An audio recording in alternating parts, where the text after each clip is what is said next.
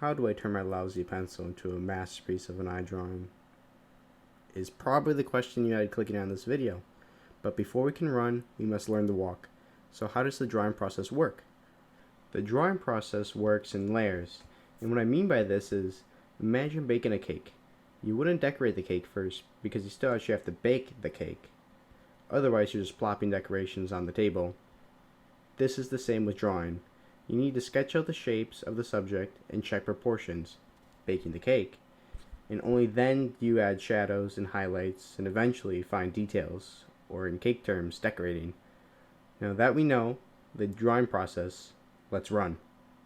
The materials I'll be using will include an HB pencil, B pencil, 8B pencil, a standard pink eraser, blending stump, and sandpaper. So, what do these things mean? Well, drawing pencils are on a scale of hardness to blackness. And all that means is harder pencils feel like drawing with a rock, but produce lighter and thinner lines. And the black pencils feel like drawing with chalk, but lay down darker and thicker lines. They have different applications, such as using the harder pencil for easy to erase construction lines, whereas black pencils would be used for darker shadows later in the drawing process. Again, the eraser I'll be using is a standard pink eraser. However, other types of erasers can make the process easier. For example, electric erasers erase well in a flash and with accuracy. Kneadable erasers, on the other hand, can be squished into any shape, making them versatile, as well as being able to pick up small amounts of graphite through dabbing, which is helpful in making shaded areas lighter. The blending stump is for smearing graphite, so suitable substitutes would be Q-tips, tissues, and paper towel. The sandpaper is for cleaning the blending stump. To start off, let's break the eye down into basic shapes. The first thing I drew was a circle for the iris, and this marks where and how big the eye is going to be, since everything else needs to be proportionate to the circle's size. Some helpful tips would be to draw the circle in curved strokes. So hold the pencil with a static tripod grip. That's farther up the pencil, like I'm doing here. This will allow larger curves and apply light pressure so lines can be changed if need be. Now that we created the iris, let's throw in some more lines for the eyelids around the eye. I begin by splitting the circle in half horizontally to establish the length of the eye, followed by a shorter line resting on top of the iris, and two diagonal lines connecting them. These lines form the upper eyelid. However, what you'll notice is that one of the diagonal lines is longer. This is for the inner corner of the eye.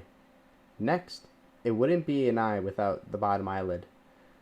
So let's illustrate two more diagonal lines like this, and leave room for the lacrimal caruncle, which is basically an elongated C-type shape.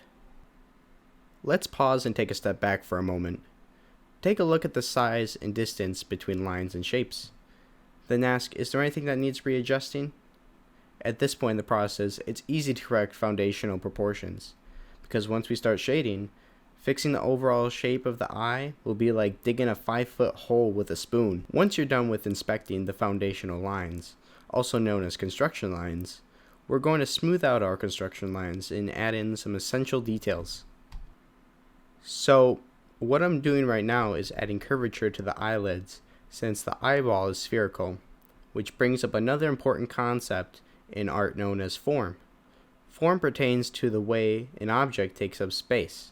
So knowing the form of an object allows you to relate its 3D nature on a 2D surface. Hence why the eyelids are curved. Then using the same concept, I drew the thickness of the eyelids as you see here. Another critical detail is of course the pupil, which is just going to be a smaller circle in the larger circle. But we're also going to pick the shape and location of our highlight. By drawing the highlight, we establish a light source, and the lightest point in the drawing. I then shade the meeting point of the sclera and the lacrimal caruncle, as well as the dark space between the sclera and the inner eyelid. I finish the segment by really darkening the pupil with the 8B pencil, but if you only have an HB pencil, you can apply more pressure and go over the area a few more times to get it dark. Adding in our first layer of frosting to our cake, I go ahead and make the edge of the iris dark, followed by blending to create a gradient effect inward towards the pupil, which makes the iris pop from the page. I also shade the area under the upper eyelid since it casts a shadow. Now jumping away from the inner eye, I decide to work on the upper eyelid crease, and all it is a line that follows the same curvature of the original line we drew for the upper eyelid, but the important part is the shading. Remember how I said form is essential? Well, it's also vital for shading, since correctly shading the form is key to making the image stand up from the page.